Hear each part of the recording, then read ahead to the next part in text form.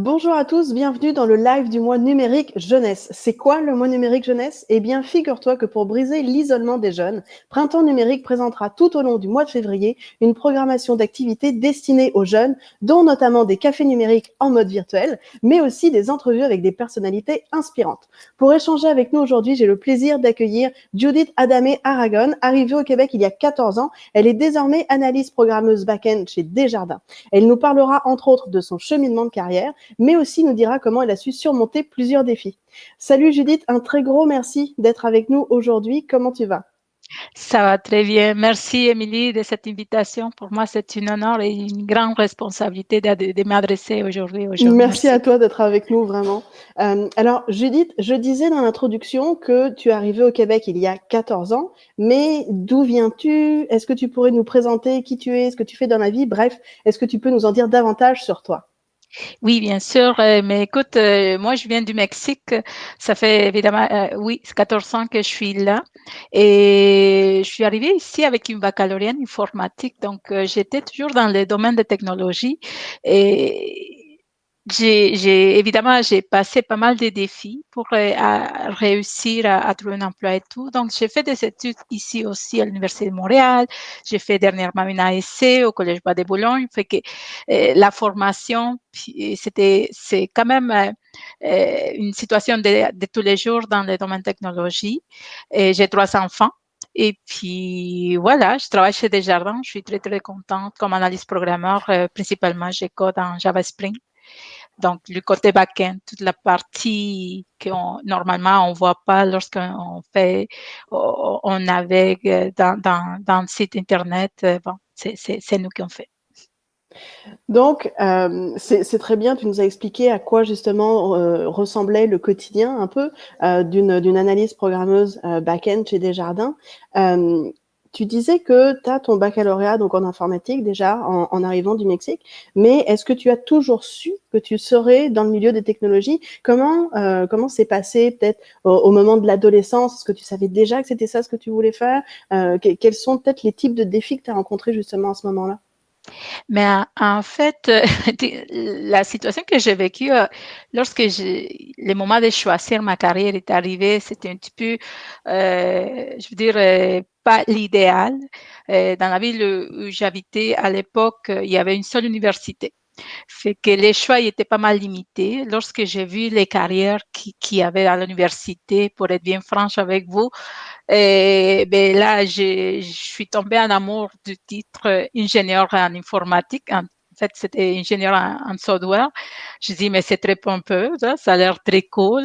On va essayer, mais pour être bien franc, j'avais même pas une idée de quoi ça avait l'air.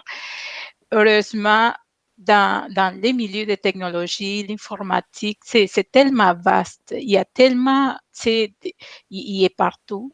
Donc, c'est très difficile de ne pas trouver ton bonheur dans ces milieux. Donc, rapidement, j'ai compris que j'aimais ça, faire du code, j'aimais ça, concevoir des outils pour que le monde ou les gens puissent s'en servir.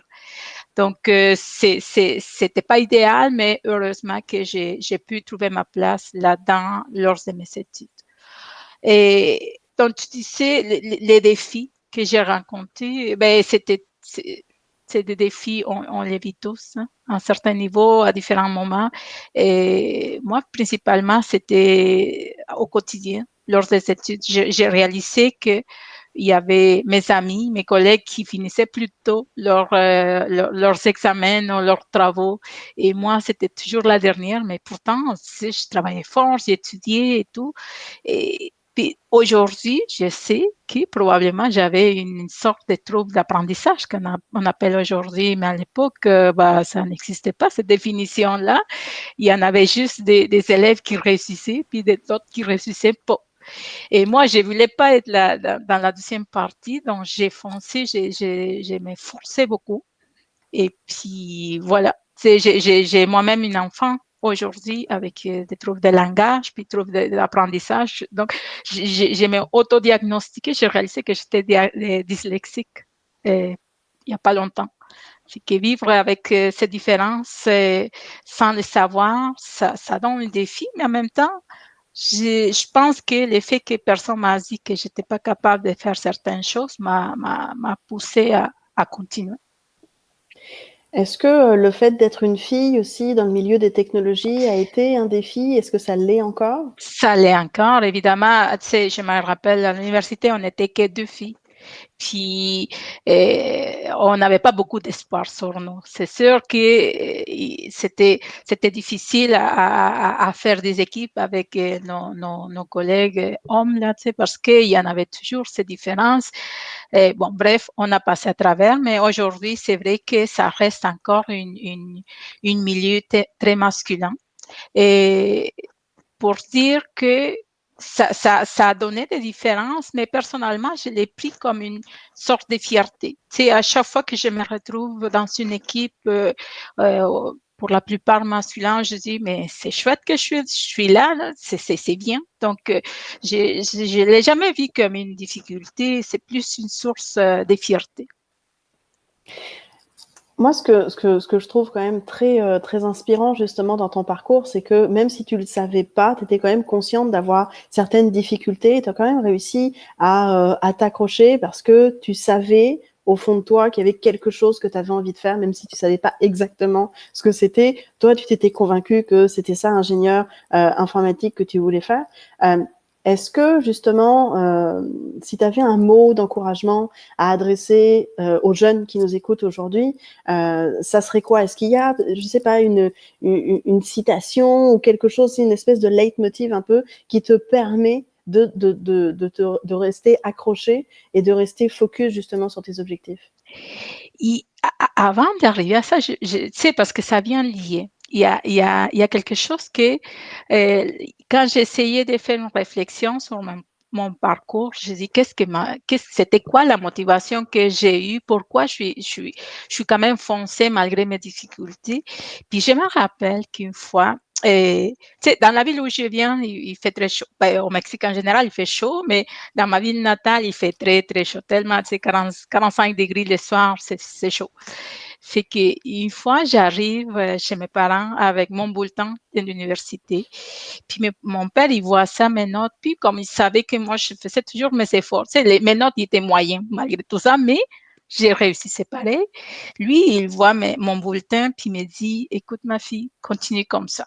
Continue comme ça parce qu'un jour, tu vas travailler dans un bureau avec l'air climatisé. Puis ces jours-là, je dis, mais c'est vrai, moi, je veux avoir une diplôme parce que il me faut travailler dans un endroit frais tellement il faisait chaud chez nous. Ça a l'air niaiseux, ça a l'air d'une blague et c'est tellement petit comme objectif, mais c'était ça qui m'a tenu durant mes difficultés. Donc, aujourd'hui, quand je pense quand j'ai vu un moment difficile, je dis, mais OK, qu'est-ce qui me motive? Pourquoi je suis là?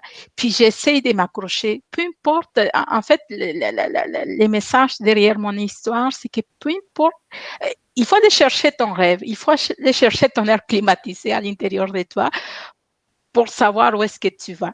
Mais tu vois, mon petit rêve d'air climatisé, il est tellement, c'est Qui t'a amené au insignifiant. Québec? Aujourd'hui, oui, il m'a amené ici. Il m'a amené travailler dans une entreprise que j'adore, qui me respecte, qui me paye bien, qui me protège en tant qu'employé. C'est que tout ça, ça donne des bons résultats. Ton rêve va t'amener à atteindre certains résultats et va t'amener aussi à la vie que tu veux. Donc, pour venir à la petite phrase qui me tient, en fait, c'est une phrase que je répète beaucoup à mes enfants parce que je dis, il faut pas que tu t'arrêtes de rêver. Rêve en grand. Rêve grand. Vous, les gens, vous savez cette beauté-là en l'intérieur de vous, que vous êtes capable de rêver en grand. Vous n'avez pas de limite. Mais commencez petit. Tu sais, essayez de foncer vers vos rêves, mais commencez petit. Puis permettez-vous d'échouer. On échoue tout le monde là. Tout le monde échoue. Puis il faut se pardonner quand ça arrive. Il faut continuer. Puis à chaque difficulté qu'on trouve, mais il faut la résoudre. Puis petit à petit, je vois ça comme une petite boule de neige en faisant référence à l'hiver du Québec. Tu sais, à chaque tournée de la boule, ça va devenir des pas plus grands et des avancements plus importants.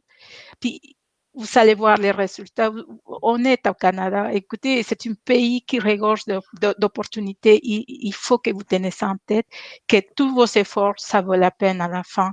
Et ça va vous remplir de cette fierté et de réussir quelque chose pour les biens, principalement pour vous et pour les gens que vous entourent. C'est vraiment très inspirant. Je te remercie vraiment très généreusement, Judith, pour ce précieux partage d'expériences et de conseils. On a eu justement un commentaire qui te remercie. Tu es si inspirante, un bel exemple pour les jeunes. Je pense que oui, en effet, c'est une très belle expérience, une très belle tranche de vie que tu viens de nous partager aujourd'hui. Merci beaucoup pour cela. Merci à toi. Le mois numérique jeunesse n'est pas fini. Nous offrons des activités tout au long du mois de février. J'en profite notamment pour vous partager l'événement du réseautage virtuel techno au féminin du mouvement montréalais Les Filles et le Code qui aura lieu le 24 février à 18h30. De notre côté, je vous donne rendez-vous la semaine prochaine avec Myriam Gessier qui est digital nomade et experte en marketing web. D'ici là, portez-vous bien et à la semaine prochaine. Bye.